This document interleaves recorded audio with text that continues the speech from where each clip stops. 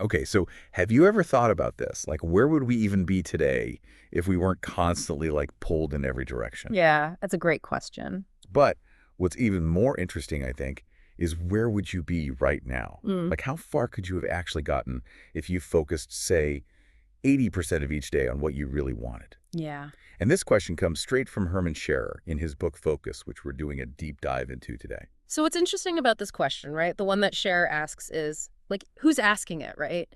He's not just someone who talks about this stuff. He's a real business guy, achievement-oriented, 36 books, 18 languages, over 1,000 publications. He's taught at European universities, built successful companies, still advises tons of people. And when a magazine like Focus calls him their Erfolgsmacher, that means the success maker, and the Süddeutsche Zeitung says he counts among the best. You kind of know this isn't just some theory. It's like he's seen it, lived it, knows what he's talking about. For sure. And then that's why we're here today to explore this with you.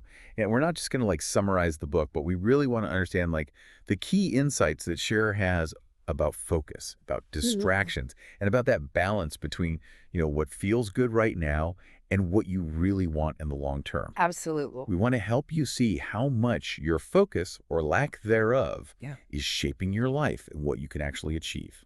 So let's start with something that I think everyone listening can relate to, which is distractions, right? Scherer sees this as more than just like a small annoyance. He's actually concerned about the economic damage that it causes when we're not focused. Think about all the wasted time, the projects we don't finish, the mental energy we just kind of squander. Yeah, and he makes it so relatable with the example of Kinder Chocolate, Yeah. those little chocolate bars. You get maybe 5 seconds of pleasure from eating one, Yeah. but then maybe you spend the next 20 minutes cleaning or exercising just to try to burn those calories off. And it's funny because he points out that those tiny bars, they have 70 calories. He actually jokes that it felt 69 calories more than broccoli. Right. Makes you think twice about like those little treats. The last time you indulge, was it really worth it? It shows how much our brains are wired for that instant gratification. And being aware of that is the first step towards making better choices that actually support your long-term goals. It's that tendency we have to just go for the easy thing, the immediate pleasure. But Scherer's saying, hey, look, we're doing this with our lives, with our time, with everything. He uses this example of unwanted newsletters. Now, deleting one email, no big deal. But if you add up all the time you spend deleting those newsletters, over a week, a month, a year, it's crazy. Yeah. You're basically wasting your most valuable resource, time, and attention. And this leads us to his concept of the quick win trap versus the long win. He argues that this urge for quick wins is like built into us from, way back when our ancestors were hunting and gathering. Think about it. You could go for the easy, quick calories, maybe find some bugs or something, or you could put in the effort to hunt down a larger animal. Of course, in many cases, they went for the quick and easy. But Scherer points out the big leaps humanity has made, right? Those weren't quick fixes like inventing the spear, experimentation, time, thinking ahead. Same thing with like animal husbandry. All these long wins, they required patience, effort, and seeing the bigger picture. And these changes, they changed the whole game for us as a species. Right. And he brings this into modern life. So think about relationships. He talks about how sometimes that initial spark, that, initial attraction can overshadow the need to build something real and lasting. He even uses the example, and it's a little out there, but it gets the point across, of sex in the car. You're just prioritizing that instant gratification instead of really building a connection. Think about your own relationships. Have you ever gone for the quick thrill instead of thinking about long-term compatibility and happiness? And then he tells the story about a friend at the airport. They're about to go on vacation to Greece, right? And this friend just wouldn't stop talking. It wasn't even an argument, just like this incessant talking. And the crazy thing is, Scherer ended up canceling the whole trip because he was so exhausted by this constant chatter. That's how a small annoyance can completely derail your big plans. It can happen in creative work, too. He talks about authors writing bad books just because their publisher requires them to buy a certain number of copies. Yeah. It's like they're focused on getting published, on checking that box, rather than actually producing something good. And it happens in consulting as well. He criticizes consultants who deliver quick, surface-level solutions just to get paid quickly. He even quotes a client who said, "I have survived 3 studies by significant management consultancies." Ouch, right. Yeah, it's like they're just going through the motions. Exactly. So all these examples show the hidden cost of those quick wins. Sure, you might get a little dopamine rush in the moment, but are you sacrificing long-term quality? in your relationships, your career, your own growth. Right. What are you actually missing out on by always going for the easy route? Exactly. So Scherer doesn't just point out the problem. He also offers solutions. And one big one is what he calls the power of commitment and self-respect. He points to German Mittelstand companies. These are often family-owned, small and medium-sized businesses. They're all about long-term value, sustainability, quality. They're not chasing trends. It's about building something that lasts. Right. And it's not just for companies either, this whole idea of commitment. Exactly. And to really illustrate this point, he shares this crazy story about himself. He's on his way to deliver a training at Siemens. He's on the Autobahn doing like 80 miles an hour, and his car gets into an accident. But here's the thing. He ends up driving backwards at 80 miles an hour in the middle lane. Oh my I gosh. know, right? Totaled his car. But he still managed to make it to that Siemens training and deliver it. No excuses. He made a promise, and there was simply no other option for him. And that dedication has been a big part of his success. He says he's given over 3,000 appearances in the last 25 years and only had to cancel once. That is so impressive. It is, right? Yeah. And it's more than just external success. It's about self-respect. When you keep your word, especially to yourself, you build this incredible foundation of trust. You start to believe you can achieve those long-term goals. And that self-respect then fuels your ability to take on even bigger challenges. He says, and it's so powerful, I am my word towards others and towards myself. It's like this internal feedback loop, right? The more you follow through, the more you respect yourself, and then you can take on more. Right. And this takes us to what he calls the illusion of quick wins. So he tells this story about his son at Easter. The kid gets a big chocolate bunny. Most adults would think, okay, the kid's going to tear into that thing right away, right? But his son just stared at it, totally amazed. He didn't want to eat it. He just wanted to admire it. It's a great reminder that what we as adults might see as a quick win maybe isn't what really matters. Sometimes the real value is in the experience itself, taking the time to appreciate something. Yeah, and we tend to project our own quick win mentality onto others, especially kids. But maybe they're onto something. Sometimes the best thing is just to enjoy something for what it is. He then presents a thought experiment called Duel. It involves these three guys, Arthur, Bastian, and Christian. It's a shootout, 2 rounds. Arthur's not a good shot, only 30% accuracy. Bastian is way better, 80% accuracy. And Christian, he never misses. Okay. Now imagine you're Arthur, and your goal is to survive. The obvious quick win would be to target Bastian, right? Because he's the biggest threat. But Scherer explains that even if Arthur gets lucky and takes out Bastian, Christian will definitely eliminate him in the next round. It's a game, but the lesson is powerful. The dominant strategy in life is always not to pursue the quick wins. Sometimes the smarter approach is more strategic, even if it doesn't give you that immediate sense of victory. Think about your own life. Are you always going for the obvious win, or are you willing to think a few steps ahead? It's so tempting to just go for that quick win, but sometimes that's exactly what you shouldn't do. It's about being more deliberate and strategic. Exactly. So now Scherer introduces marginal gains and the power of no. He talks about how small, seemingly insignificant decisions we make every day can actually add up over time, like whether to spend time ironing your clothes or maybe trying to sell those pot holders you made. It's those little things, those consistent choices that actually end up shaping our lives. Yeah, and it goes both ways. Small positive changes, if you do them consistently, can lead to huge results, but small negative choices can really derail you over time. Absolutely. Yeah. And then he introduces this really important idea, the inflation of yes and the devaluation of no. There's so much pressure in our world to say yes to everything, every opportunity, every request. But this can lead to burnout and a lack of focus on what really matters. Scherer's argument is that we need to get better at saying no. Every yes you say to something means you're saying no to something else. So when you say yes to that extra meeting or that favor you don't really want to do, what are you saying no to? Time with your family. Time for your own goals. We need to be more strategic with our yeses so that we can focus on those long wins. Right. It's about being mindful of your commitments and protecting your time. Now, he also talks about self-awareness, about being honest with ourselves and how easy it is to fall into self-deception. We might say we want a healthier lifestyle, but then sneak that extra slice of cake when no one's looking.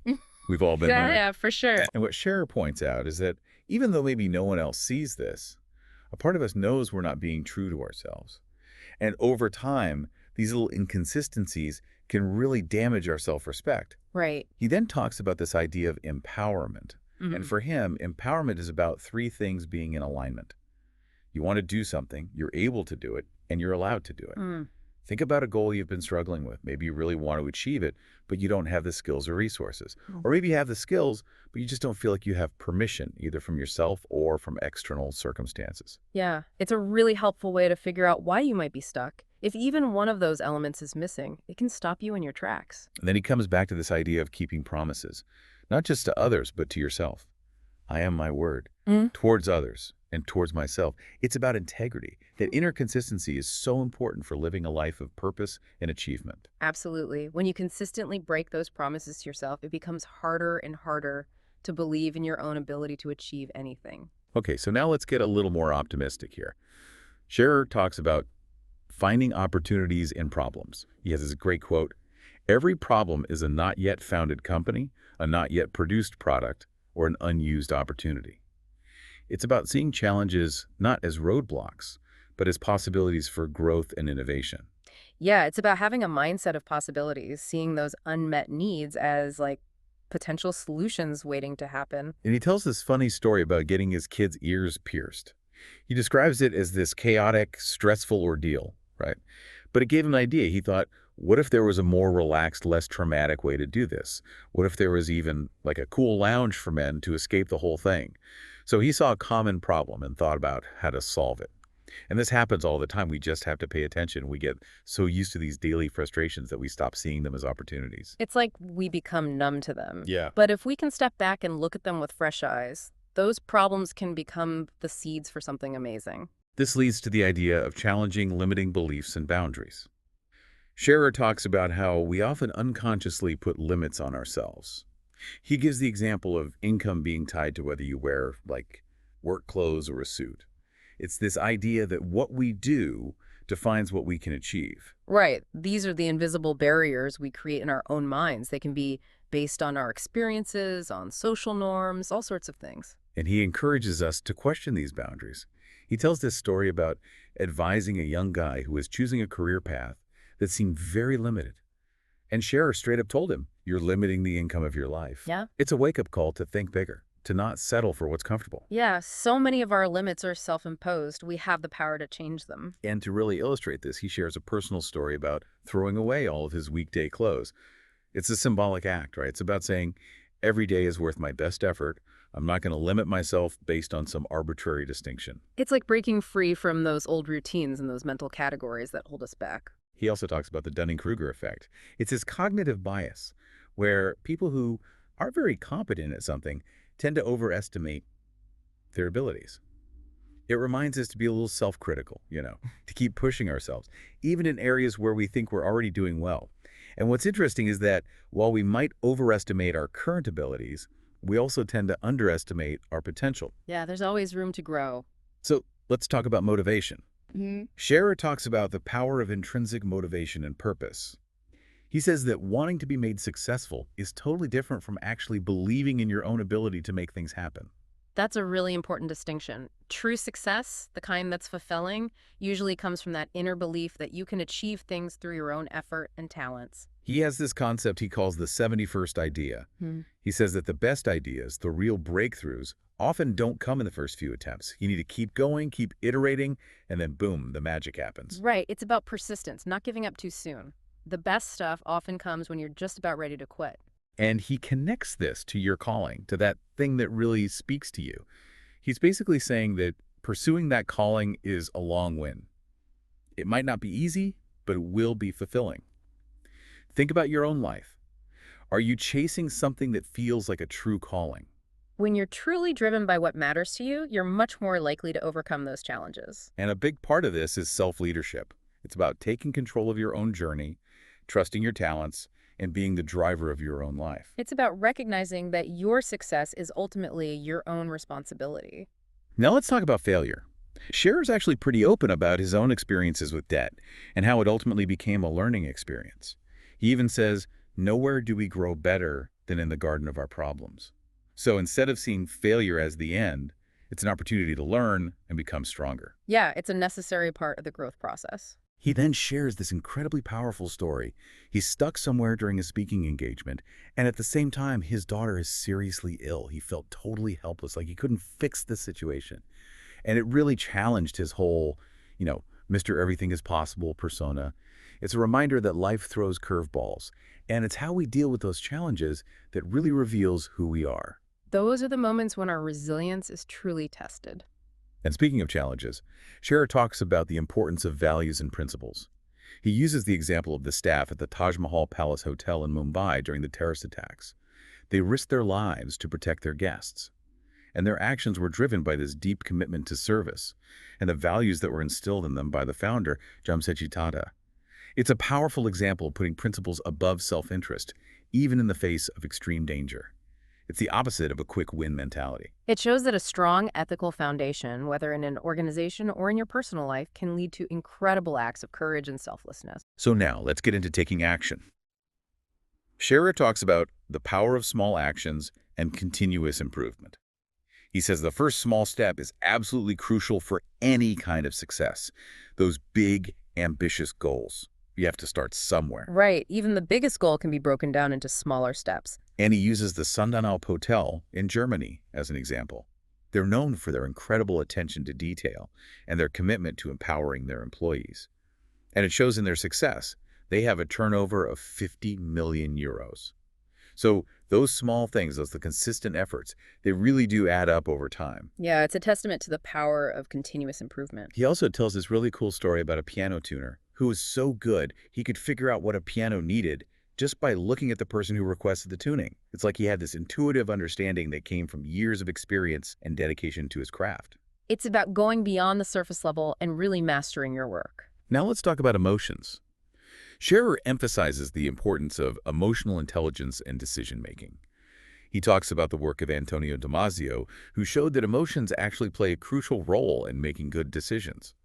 Trying to suppress your emotions can actually lead to bad choices and what he calls an emotion-poor, irrelevant, gray average life. And he connects this back to those courageous no's we discussed earlier. Saying no to things that don't serve you, that's often an emotional decision. It's about protecting your energy and your focus for the things that really matter. It's about living authentically. So to wrap up, Scherer really stresses focusing on your why and taking action. He talks about practical intelligence. It's not just about knowing what you want, it's about knowing how to make it happen. Yeah, you need a plan. Exactly. He talks about coaching yourself, about learning how to motivate and guide yourself. And he suggests a timeline exercise. You basically envision your future self and use that vision to make decisions in the present. Yeah, it's like giving yourself a roadmap to follow. And he reminds us that less is more. Focus your energy on a few key things, and you'll get better results. Much better than trying to do everything at once. And then he tackles perfectionism. He has this funny quote, "Perfection is an attack on God because we are created so perfectly or imperfectly."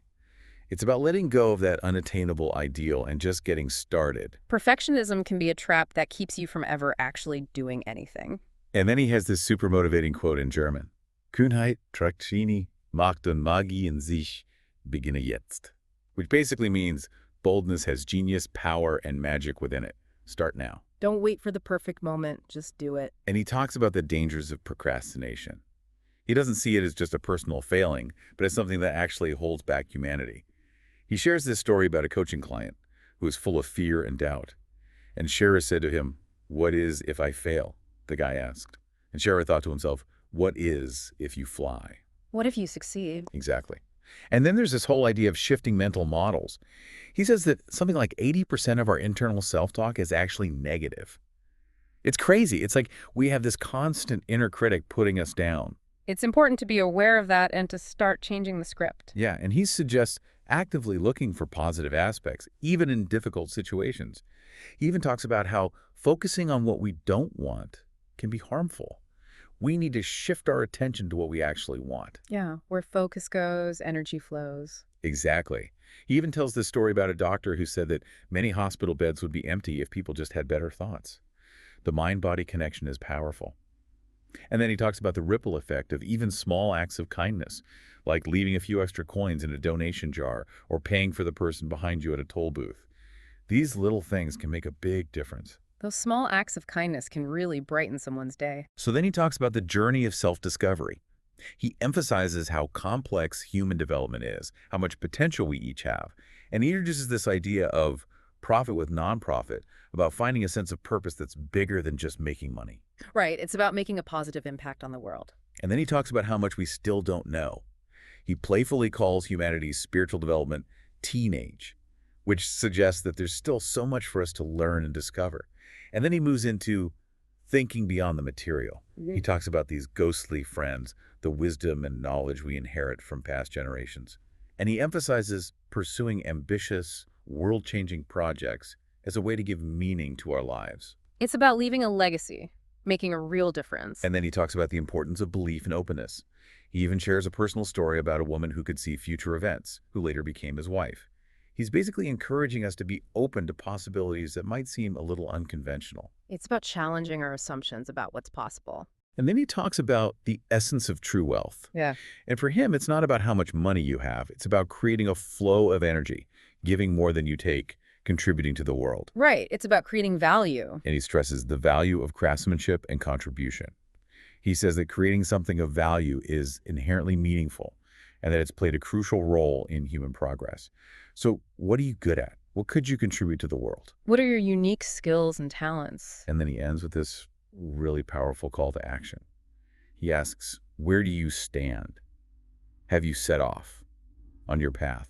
Or have you forgotten what you dreamed of as a child? How much you wanted to change the world before the world changed you? He then quotes Mark Twain. Never part with your illusions and dreams. When they're gone, you may still exist, but you have ceased to live. He's challenging us to hold on to our dreams, to live a life of purpose and passion. Yeah, it's about not settling for a life that's less than what you truly desire. And he leaves us with these questions. Do you have the job you absolutely wanted or just the one you got? Do you have a partner you absolutely wanted or the one you got? Do you have the life you absolutely wanted or the one you got? What are you waiting for? He wants us to take ownership of our choices and go after what we truly want. Yeah, don't wait for permission, just go for it. So we've explored a lot of ground here with Scherer's book. It's all about minimizing distractions, focusing on those long-term goals, those long wins. It's about being committed, respecting ourselves, challenging our limits, and finding opportunities in our problems. And it's about aligning our actions with our intentions. But before we go, let's take a look at that final challenge Scherer throws out there. He says, go back, recognize the limits that do not exist, live the inflation of yes and the devaluation of no, see self-deception as salvation, salvage humanity, ensure quality through spirituality, and set out for what you started. Well, that's a lot to unpack. What do you think he means by see self-deception as salvation? He's been emphasizing honesty, so what does that look like? I think maybe it's about recognizing those negative self-beliefs that we often tell ourselves and challenging them, seeing them for what they are, self-deception, and not letting them hold us back. Yeah, interesting. And salvage humanity, what's that all about? Well, maybe it's a call to contribute our best selves to the world, to really live up to our potential and make a positive impact. It's a powerful way to end. It's about recognizing the boundaries we create for ourselves and then breaking free. It's about being more intentional with our choices, confronting those areas where we might be holding ourselves back, Yeah. and really pursuing those dreams that we might have forgotten about. Yeah, rediscovering that original passion, that sense of purpose. So after hearing all this, what are you waiting for? Get out there and make it happen. Exactly. Thanks for joining us on this deep dive. See you next time. See you next time.